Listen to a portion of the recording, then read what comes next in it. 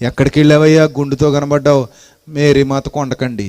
ఆహా, ఏ కొండకి? గుణదల కొండకండి. గుణదల కొండ కిందకి వెళ్ళావయ్యా? గుండు కొట్టుకోవడానికి. గుండు ఎందుకయ్యా? మొక్కుకున్నానండి. ఏం మొక్కేసుకున్నావయ్యా?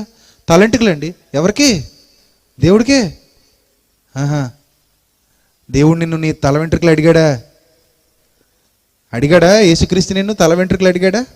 తలలో చోటిమ్మన్నాడా? తల వెంట్రుకలు అడిగాడా? నీ తలంపుల్లో ఆయన వాక్యాన్ని పెట్టుకోమన్నాడా?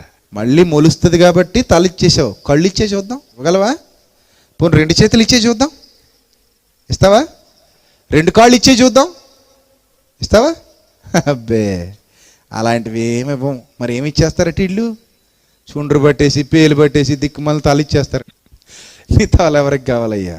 అంత మోసపూరితమైన సిద్ధాంతాలండి ఇవన్నీ కూడా. ఇలాంటి 1, 2 చెప్పుకుంటూ పోతే రాత్రంతా చెప్పుకోవచ్చేమో, చాలా ఉన్నాయండి.